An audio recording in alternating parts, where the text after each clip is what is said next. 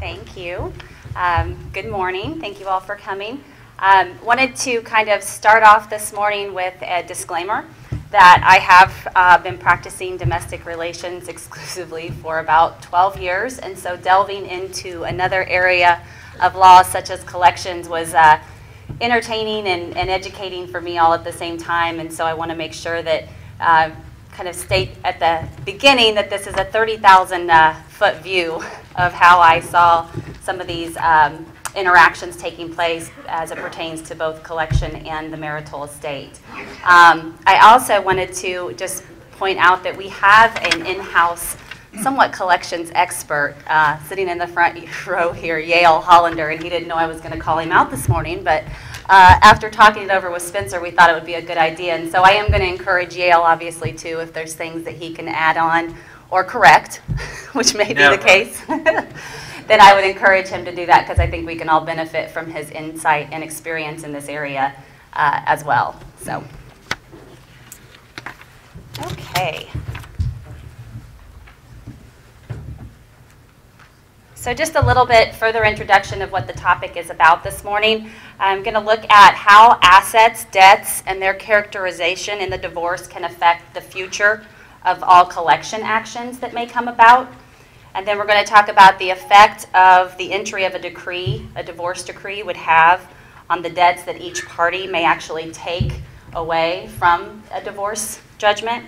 I'm going to highlight some various collection methods that are out there and exist and things that we should think about as practitioners, certainly both before, during, and after a dissolution matter. And for the most part, on the presentation this morning, it is going to focus on just unsecured debts, primarily related to credit cards is where the focus is.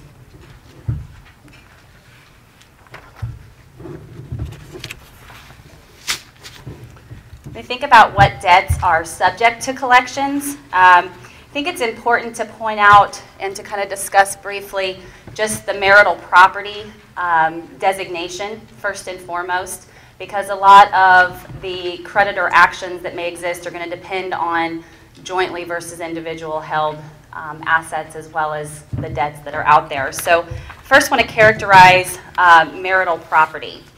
And for the most part, it's pretty straightforward that there is separate property, also known and referred to as non-marital, and then there is jointly acquired property, which we refer to as marital property. Married persons, though, who jointly acquire property hold the property as tenants by the entirety. And just an overview of tenancy by the entirety. It is property owned jointly by a married couple is going to be presumed to be held as tenancy by entirety. And that's where each spouse will own an undivided 100% interest in said property. There is, however, a rebuttable presumption by clear and convincing statement or declaration that that property was not owned in that way. A couple of examples came to mind and were discussed even briefly this morning of if a home, for instance, is owned jointly by married persons, held as tenancy in the entirety, and they then want to put that home into a trust. And when it changes the ownership of that nature, would it arguably no longer be tenancy by the entirety? Would that be severed? And the answer to that is no, that there does have to be a specific and pretty distinct declaration if parties do not intend for jointly held assets to be held as tenancy or tenants by the entirety. And property that is held as tenancy by the entirety, is fully exempt from creditors of one spouse. That's not the case, however, if the judgment creditor is for both spouses, the exemption would then arguably not apply. For example, if wife has a $5,000 credit card debt in her own name, the credit card company is not going to be able to attach, for purposes of that debt, to property that is held by tenants by the entirety.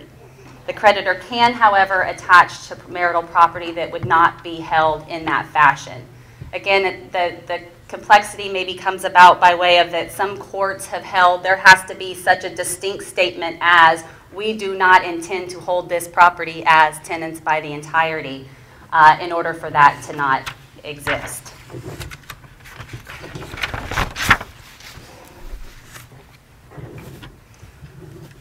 Couples can also change the way in which they hold the property by consent or agreement or acquiescence.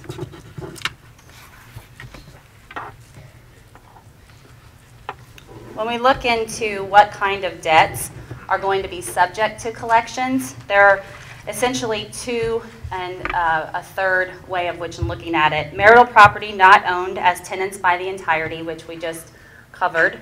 Marital property owned by tenants by the entirety if spouses are jointly indebted to the creditor. And then as much as it is very important to know what is owned by the parties, it's also equally, if not more important, for us to determine how a debt is owned by our clients in order to fully understand what it is that we need to do to protect their interests long term, and also what effects, if any, the divorce decree will have on our client as well as that property. So decrees can change how property is owned. For instance, the divorce action is going to sever the tenancy by the entirety and create it in a tenancy in common, whereas a legal separation is going to keep the tenancy by entirety intact. And just a quick, Spencer and I were discussing a quick reference of some of the other attorneys that maybe came as not as a clear-cut explanation as you may think, but the legal separation is because it doesn't dispose of all, doesn't have to dispose of all of the property or assets or debts. It is considered to maintain that property being held as tenancy by the entirety as opposed to tenancy in common. So as practitioners, we have a duty to our clients. We need to find all the debts of the marriage. We need to be able to classify them, know the ins and outs of them, and how we're going to ultimately work to dispose of them in a way that's in our client's best interest. In addition, a trial court must divide all the property and debts. Failure to do so could result in failure to actually have the divorce becoming a final judgment.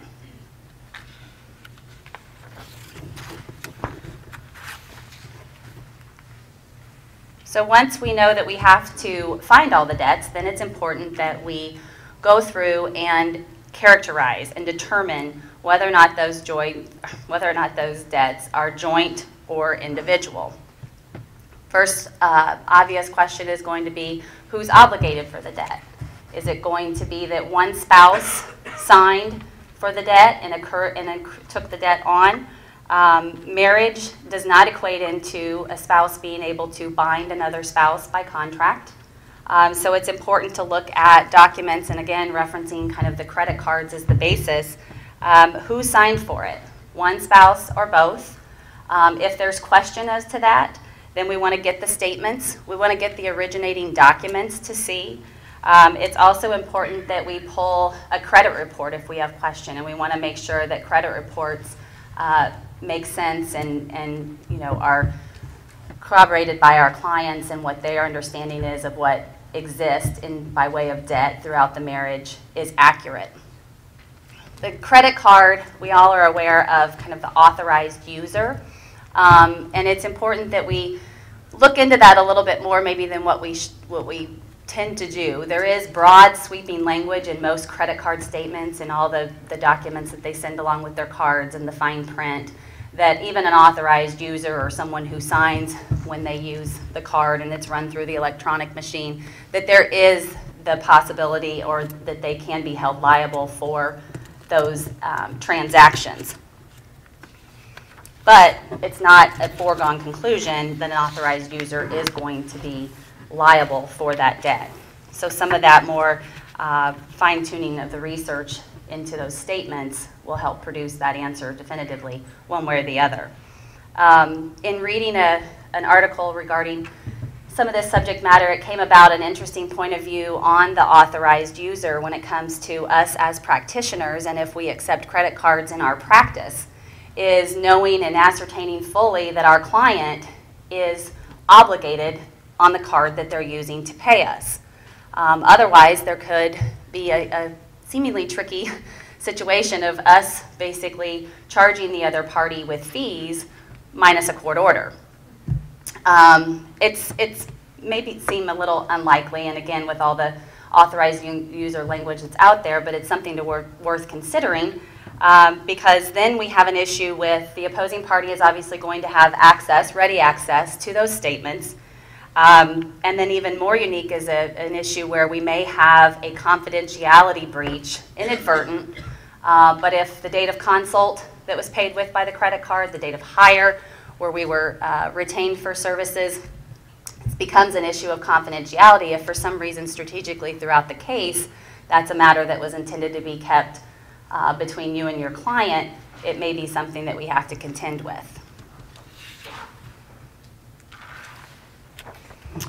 What about if your client claims wrongful debt? Debt that they're unaware of, debt that they didn't sign up for, accounts they didn't know about. It's not an uncommon practice, unfortunately. And so, again, the agency between the spouses is not presumed. And in order to establish that agency, the creditor is going to have to prove both knowledge as well as active participation by your client who may be claiming that the debt was done without their knowledge or incurred without their knowledge. So some things that we need to take into consideration when dealing with the wrongful debt would be to immediately, the sooner the better, to notify the credit card issuer and dispute the charges.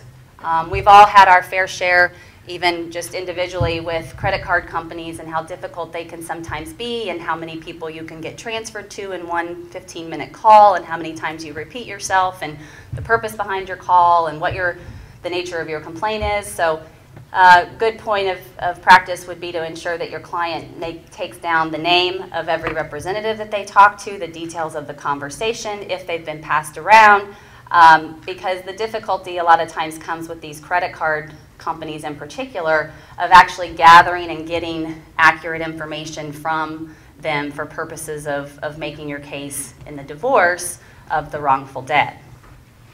Clients may also have some remedies by way of the Fair Credit Reporting Act, which, just in summary, some of the major rights that are afforded clients in that under the Fair Credit Reporting Act would be you must be told if information in your file has been used against you. You have the right to have a file disclosure, which is essentially just what is in your file. You have the right to ask for a credit score. You have the right to dispute any incomplete or inaccurate information. However, the creditor can continue to report information that they, in turn, can verify is actually correct. Consumer reporting agencies must correct or delete inaccurate or incomplete or unverified information, and generally has to be done within a 30-day period. And then consumer reporting agencies may not report outdated or negative information. Access to your file is limited in that it's really reserved for only those that need access, and employers, insurers, and landlords potentially would have access. But you must give your consent for reports to be provided to your employer.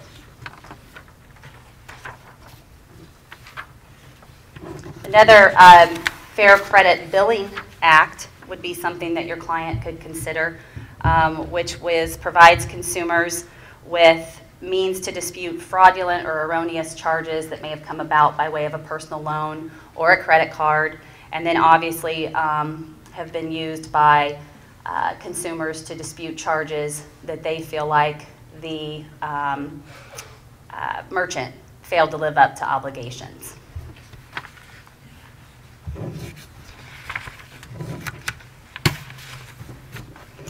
Some other unsecured debts, generally it is only the party who signs the agreement or contract that creates the obligation and will ultimately be liable. There is one major exception, and that's the doctrine of necessaries, something that's founded in common law and basically still alive based on a 1950s Missouri Supreme Court. But it is a situation where both parties may be held primarily or secondarily liable.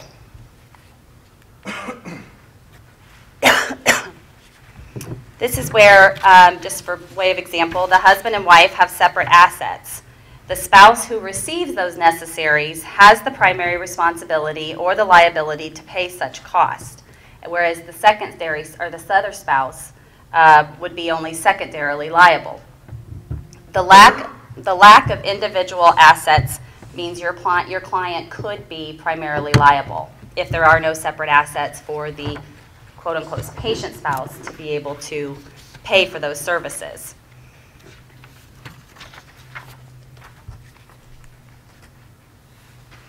As I said, it's based on old common law and essentially was the husband held liable to a third party for failing to provide for necessaries to the wife if husband had neglected, keep in mind the word neglected, to provide the wife with reasonable support.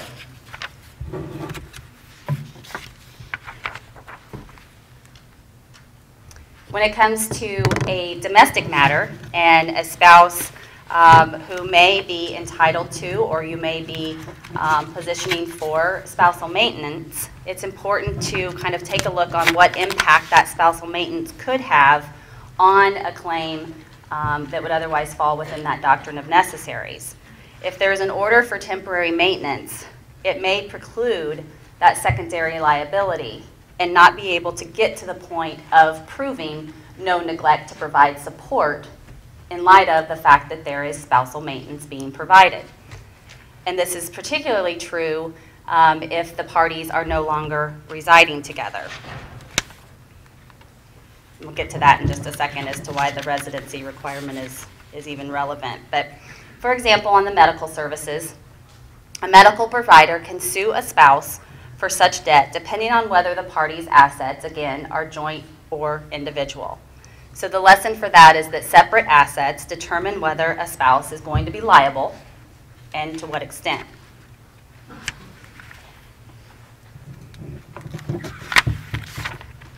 Wilt versus Moody is still good law in Missouri, a Supreme Court case from the 1950s, where one point of the appellant's brief that the trial court aired in striking out his testimony that in addition to his wife's funeral expenses as the result of a car accident, as well as a $55 medical bill that she had incurred prior to the accident, for services prior to the accident, were stricken. The respondents, they conceded the proof that the undertaking of the funeral expenses for the wife was proper, since he was the surviving husband and because of her death was liable under a separate statute. However, the defendants claimed that they should not be responsible for the medical expense, the $55, because it did not come within the statute and it did not result from her death, but yet rather was a cause to it. And what the Supreme Court found was that the appellant's contention was correct and that, quote, it is elementary that the husband is liable for the reasonable medical expenses of his wife residing with him. So circling back to that residency requirement, it hasn't always been really looked at in great detail in some of the subsequent appellate decisions that have come out with similar circumstances. And obviously is something that's probably ready for review in light of the nature of some of these debts being in excess of $55 as they were in 1950. So doctrine of necessaries during the divorce may be relevant when parties have voluntarily separated and filed for divorce. Again, the issue of the maintenance. And then what about the residency requirement? Something that should probably be looked at in more detail and further review. How can we protect our client? Again, it goes back to identifying the debts, how they're held, and finding out how your client has characterized the various assets in both the collections cases as well as the dissolution case. Prevent a claim under the doctrine of necessaries by way of the temporary maintenance, if relevant. And another area where we can take active note is with the mechanics lien. Mechanics lien is a lien which exists in favor of persons who have performed work or furnished material in and for the erection of a building. Their lien attaches to the land as well as the building and is intended to secure them priority of payment. An individual versus joint liability issue is determined by agency as it relates to the mechanics lien. The question that we have to ask to determine our client's level of responsibility is what level of involvement did our client have in the events giving rise to the claim. If there was active involvement, the client is probably going to be primarily liable, personally liable. Little involvement, there could possibly not be personally liable, probably not. However, for the mechanics lien, there is a grant of authority where spouses are believed to grant one another authority to allow the mechanics lien to attach to their interest in the marital property, and that being property even if held by tenancy by the entirety, which again goes back to the fact that it would be then deemed a creditor on both spouses.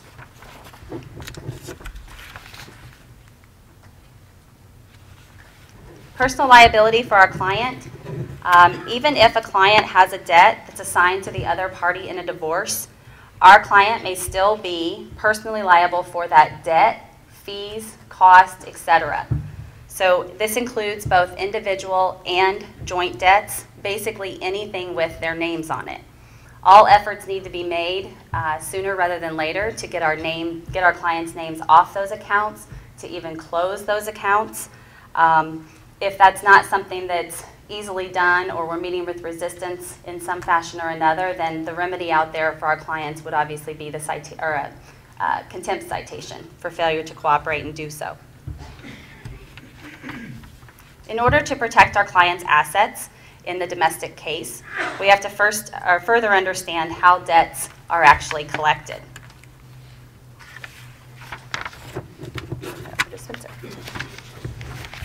Good morning.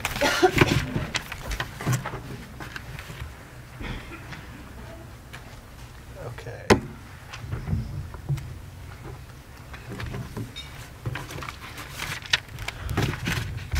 We're going to move on to discuss some collection methods and collection tools.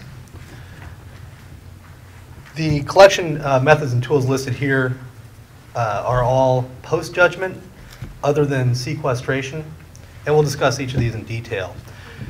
But the items we're going to look at in more detail are liens, probably the most common type of collection method, garnishments, levies, interrogatories, debtors' exams, and then the aforementioned sequestration.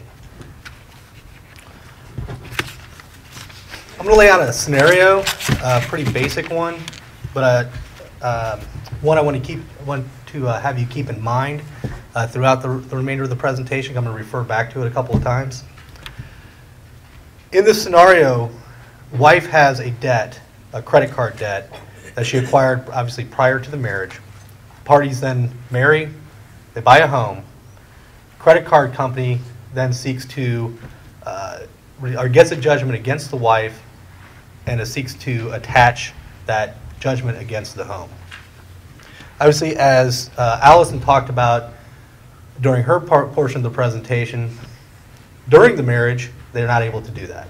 The home would be protected by the tenancy by the entireties provisions and protections that the parties receive there. However, what happens after the divorce?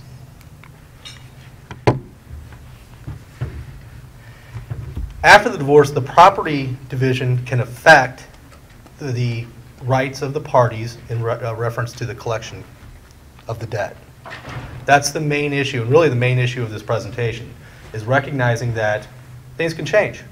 What was protected during the marriage is no longer protected perhaps after the divorce, and what do we have to do as practitioners to protect ourselves in advising our clients about what happens in those scenarios. Once the property is divided in the divorce and a decree is entered, wife's interest is no longer an equitable interest, but it's now a legal interest, and therefore is subject to attachment. How does that, as a practical matter, affect us as divorce practitioners? We have to advise our clients and take a look and realize that the property that we may be helping set aside to that client is now possibly subject to their premarital debts. So, for instance, if wife believed she was receiving the home and $100,000 of equity and gave husband property worth $100,000 on the other side, but she has a $20,000 credit card debt that wasn't subject to attachment to the home prior to the marriage, it is now subject to attachment post-divorce. So she's really walking away with $80,000 in property. She thought she was walking away with $100,000. We have to be on top of that. We have to get information about the client's separate debts prior to filing. And we need to consider each of the pieces of property and how that separate debt could be attached to it post-divorce. If we fail to do that, we are opening ourselves up to a claim of malpractice.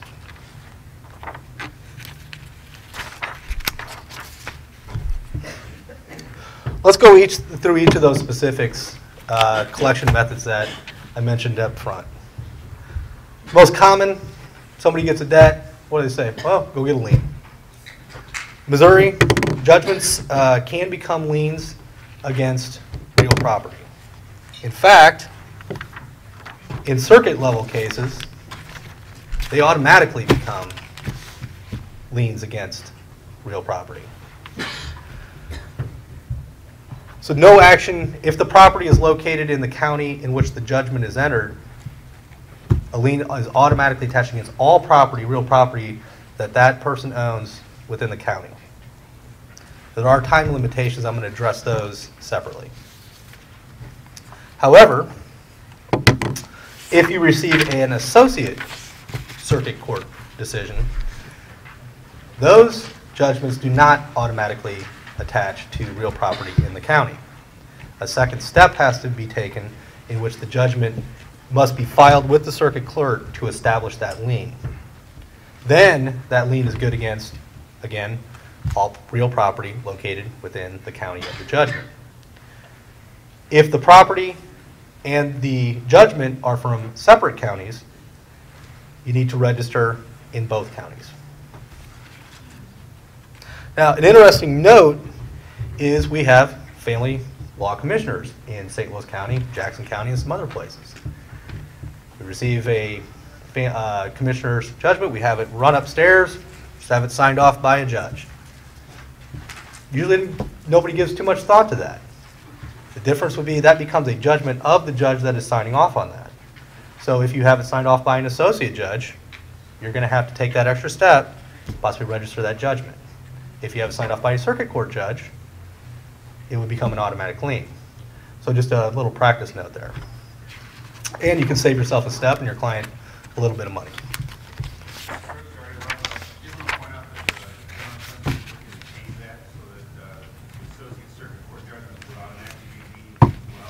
Okay.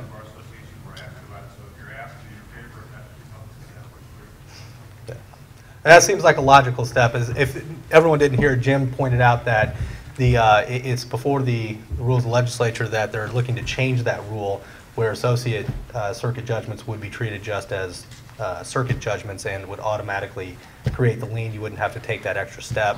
They are pulling the bar. It's up to you. I think it's a good idea. It really doesn't make sense that you have to take that extra step, but currently the law is, as I just stated, that you do have to take the extra step. Things may change, and if we present this next year, may have some new information.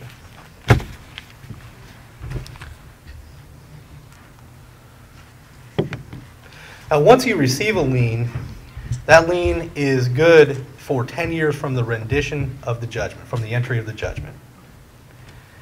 once that 10 years passes, you need to, before that 10 years runs, you need to revive the judgment by writ, and then it's good for another 3 years, and then you can continually roll that for another 3 years after the initial 10-year period.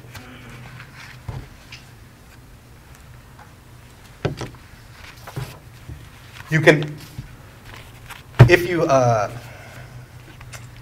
do have to take the step to not get an automatic lien, you can do that anytime within 10 years of the judgment, or if you had to do it in another county, if you had to take some step. But it is 10 years from the judgment, not 10 years from when it's entered. Now, why does this matter in a divorce? What questions could we ask, or should we be asking our client? One would find out, obviously we want to find out what separate debts the person has, what judgments they've had against them. Have those been entered? Are they expiring? Have they been revived? Are they subject to revival? Because we have some control over when our divorce judgments are entered. Not 100%, but some. So if you have an issue in which your client has a judgment against them, has a lien against them, and it's expiring, it may be appropriate and obviously in their best interest to wait until after the divorce judgment is entered, or wait until after the lien expires to enter the divorce judgment. That way, that property that they did receive is no longer subject to the lien, and in that scenario that we talked about up front, I said I'd reference back to that, that scenario, that wife wouldn't be subject to that lien if that lien was expiring, for example.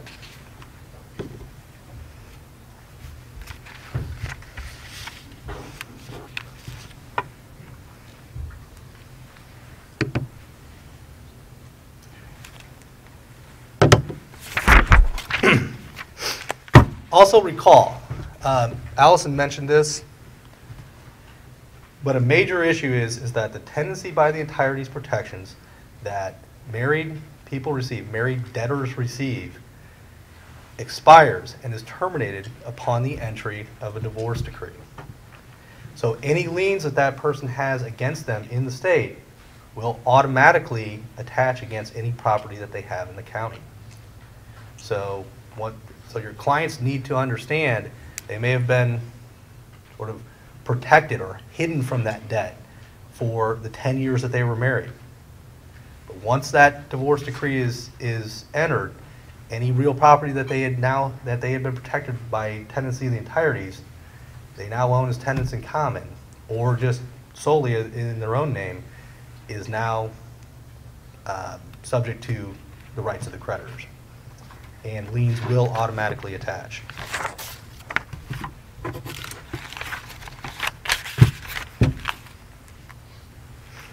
So let's look at a fairly common scenario inside of a divorce. Parties divorce, part of a settlement agreement. The division of the equity in the marital home is up, and the parties are ordered or agree to refinance the home and then pay out any equity. If the parties own the property as tenants and by the entireties, they take this step prior to the divorce, no judgment or lien could attach against them. However, the more common practice is parties divorce, they agree to refinance the property, and they're going to divide out the equity, or one person is going to refinance and they're going to pay out a portion of the equity as an equalization. And what happens is, as soon as that divorce decree is entered, a lien automatically attaches against that property. So the $100,000, for example, that wife thought she had in the home and was going to pay out to husband, now has a lien against it, and they can't refinance. There's not enough money in the home to pull out and make an equalization payment. So we have to be aware. Or if we're trying a case, not even in a settlement, but if we're trying a case, we need to present to the court the fact that these separate liens are out there, that they will attach against property, and help the court understand the financial situation so they can make a proper judgment. If we're doing a settlement agreement, we need to understand that situation. So we're providing the client with advice and a full knowledge of what equity they're going to be receiving out of the settlement agreement.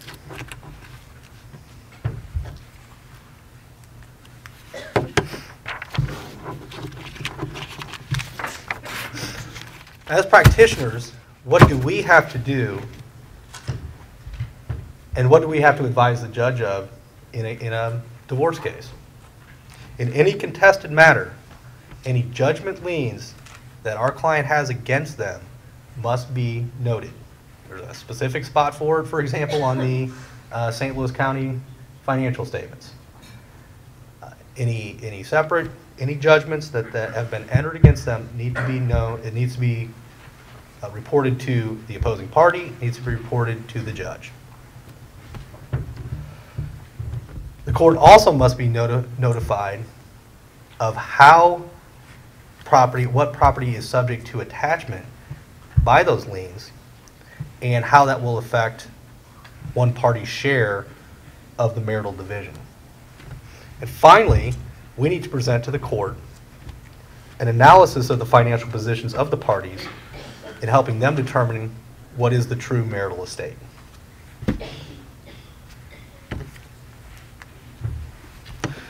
Now, there are a few small items that are exempt from attachment.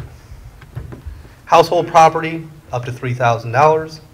Wedding ring, up to $1,500. Alimony support and separate maintenance, up to $750 per month. Anything above $750 could be subject to attachment. I don't think they've revised those in some time. There are a few other items. These are more important and noteworthy for the practitioner. The biggest issue is that most retirement accounts are not subject to liens and attachment, except for collection of child support after it begins receiving. So if somebody has a 401k or a pension, they start receiving the money out, then it's subject to collection by a creditor. But prior to actually receiving it, most retirement accounts are not subject to this attachment. Court want to keep the marital estate as intact as possible. So as a practical issue, what can we do with that information? Well, obviously adjusted for values and pre-tax issues, but if you have a 401k, you have a client that's subject to a potential attachment, a potential lien that could hit after the divorce, and they can receive the house or a bank account, or they can receive a 401k. Obviously, you have to equalize those for pre-tax issues, but you're probably in a much better position to advise your client to take the retirement account, because then it's not subject to the premarital judgment against them and the liens and collection methods that the creditor would have. The home, the bank account, cash they would receive, that would be subject to that. So as a practical matter, you need to keep that in mind when looking at your request for division of property in a trial or drafting a settlement agreement. Obviously, liens are the most common type of collection method that creditors use, but there were others that I mentioned, so we're going to look at these. It's probably less common. Garnishments are still fairly common, particularly in cases dealing with child support and maintenance, but other type of creditors can enter a garnishment as well. So wage garnishment, there are limits though, both on a state and a federal level. They do differ and don't apply to or have different limits on bankruptcy, taxes, and child support. But just a straight collection on a judgment, the limits are generally 25% of disposable income, 10% if the person's a head of household and resides within the state, or 30 times the debtor's weekly income, the amount which equals the debtor's weekly income exceeds 30 times the federal minimum wage. The statute actually reads a little bit clearer that it's a little difficult to explain that, but basically add up 30 times the federal minimum wage. Whatever they make above that would be subject. Anything below wouldn't. The statute is actually relatively clear on the subject and reads fairly well. So garnishment is one option that we have. A second fairly common but often overlooked method is levy. And a levy is sort of like a lien against personal property. Common place where you would look at a levy is a bank account. You can also get a levy on real estate if it wasn't subject to an automatic lien when the judgment occurred for some reason. That can occur. You can put a lien upon filing notice of the levy with the recorder of deeds where the land is located.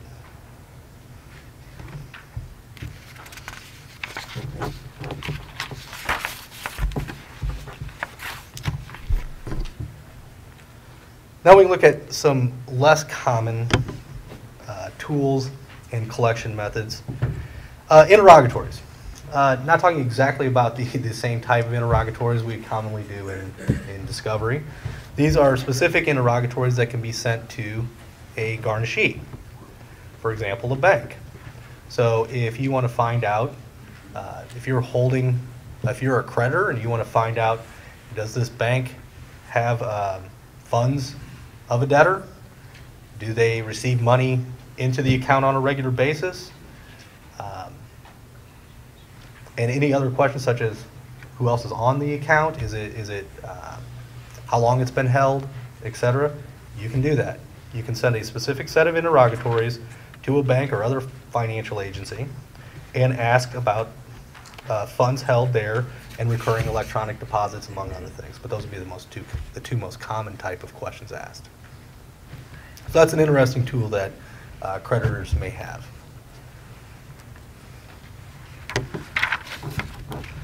The writ of sequestration. This one is different than the other collection methods and tools in that it's a pre-judgment tool. This is a writ that is filed and directed to a municipal. We're gonna try and hold off on any questions. We've left about 10 or 15 minutes for questions. Is that all right? Okay, that's fine. We want to make sure we get done at the correct time. I'm sure everybody's getting close and hungry to lunch. We don't want to prevent anybody from getting their blood sugar squared away. The writ of sequestration, as I said, is a different one because it is a pre-judgment collection method or tool. And basically what happens here is it's directed to a state or municipal employee, usually like a sheriff, and they can go in and they can hold property that a potential debtor has. And so they reserve it so it prevents them, while the case is pending, from going out and selling and disposing or hiding this property that you may be able to then file and put a lien against or put a levy against or garnishment. They can take any salary, wages, fees, or any other evidence of indebtedness for services rendered by the judgment debtor. And then if that debt, if the lien is entered, if the debt is qualified, then the money that is held in sequestration can then be, as part of the final judgment, can be opened up and subject to collection, sale, etc. by the creditor.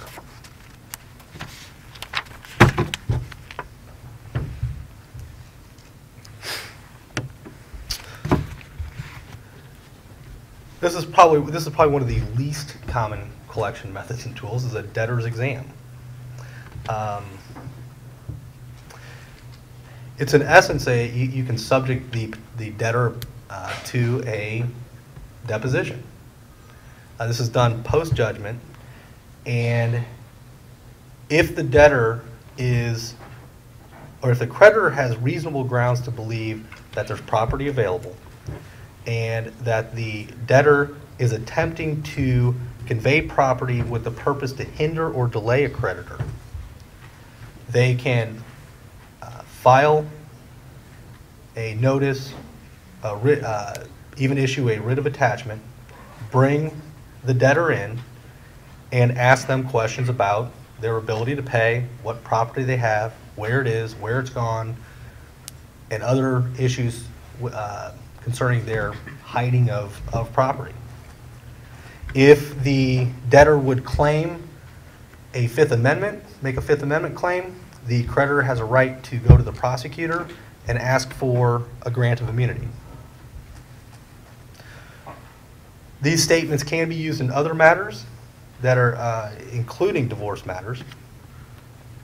And obviously, if someone is lying or hiding property, they can be subject to an inequitable division of the marital property. They could also be, if it is they're hiding it from the other spouse, they could be subject to sanctions. As a practical matter, my suggestion would be to, if you are the divorce attorney, to have and you're representing the debtor, have them get separate counsel for that action.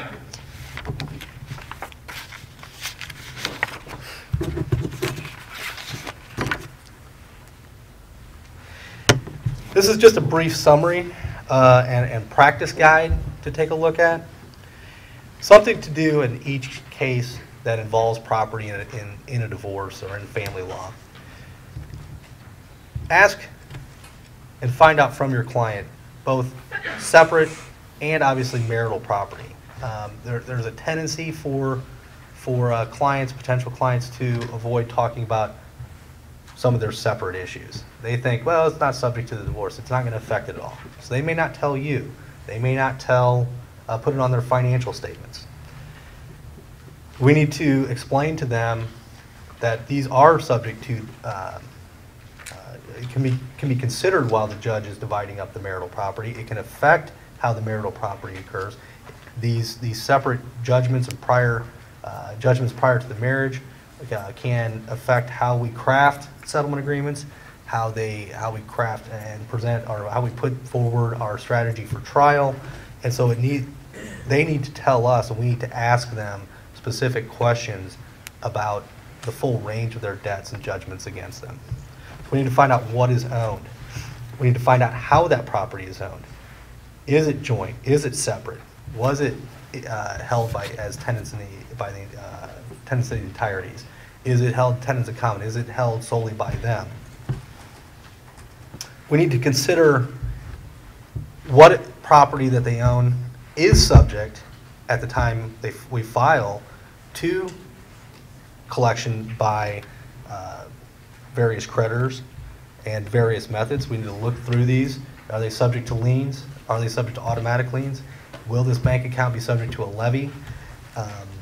Could they be subject to a wage assignment? Particularly, we need to consider that if we're looking at them paying or receiving maintenance, paying or receiving child support. And make sure that all debts and assets have been disclosed and then been divided by the court appropriately.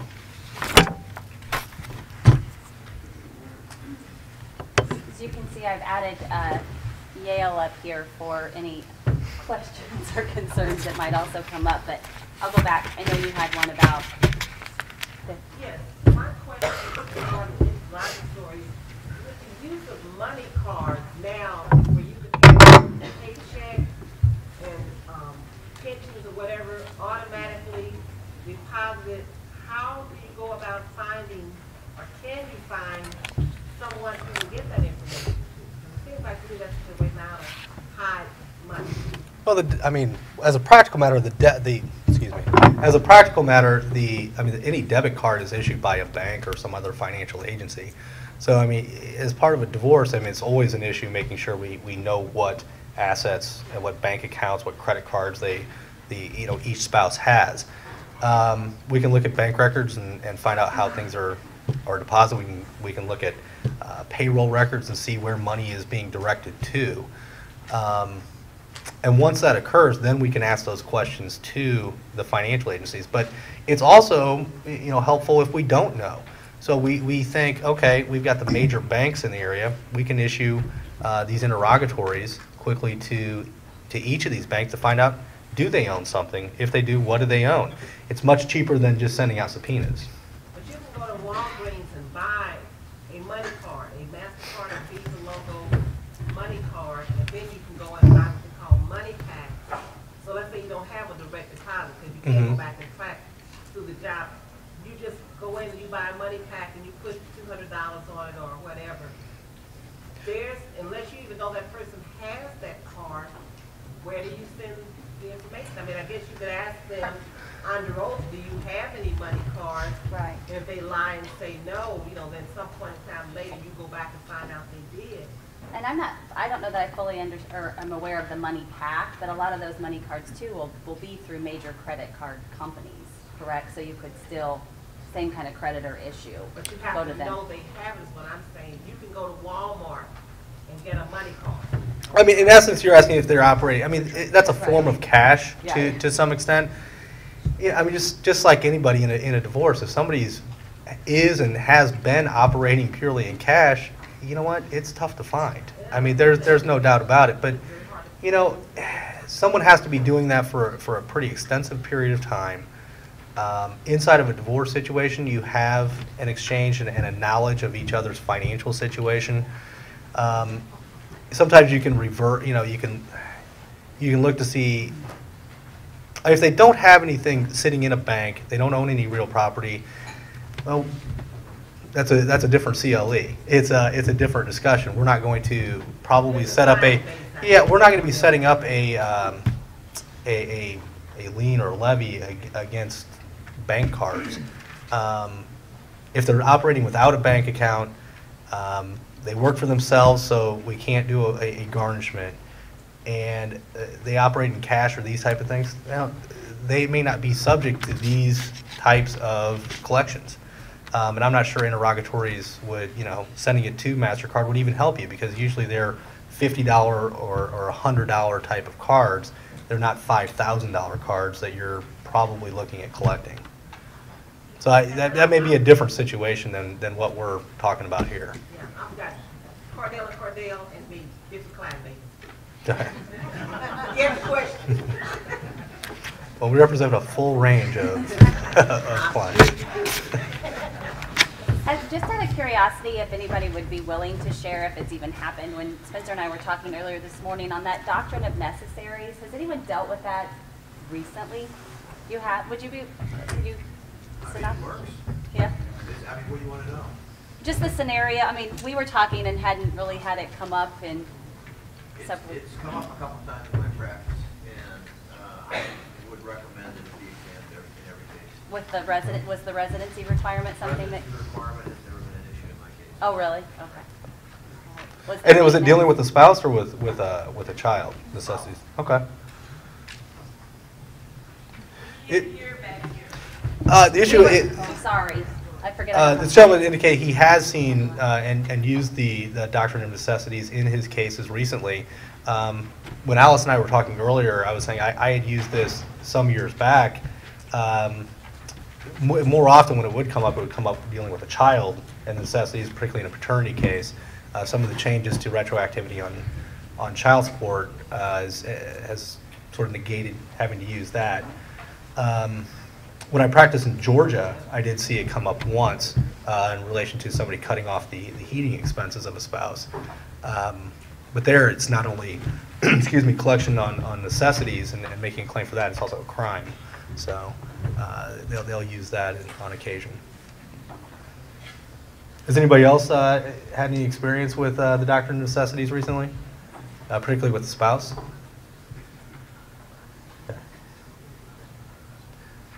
Good. Okay. I have another question. How are attorney's fees treated? Are they treated as dischargeable in bankruptcy, limitations on levy, and so forth? Do you know that in Missouri? Yeah. It's an unsecured debt. Right. I know it's dischargeable in bankruptcy. Not necessarily. If you put your attorney's fees in that domestic order, Mhm. they are not dischargeable in bankruptcy. I know because I won one May 22nd last year. Okay. Nice. You might want to find out exactly how that's done then. And given that you're talking about attorney's fees with regards to it being a dissolution matter anyway, we would, yeah, it would be looked at differently. If you're talking about attorney fees from another matter, you know, you could look at under these guidelines. Anything else? Yeah, you're fine. Okay. Okay.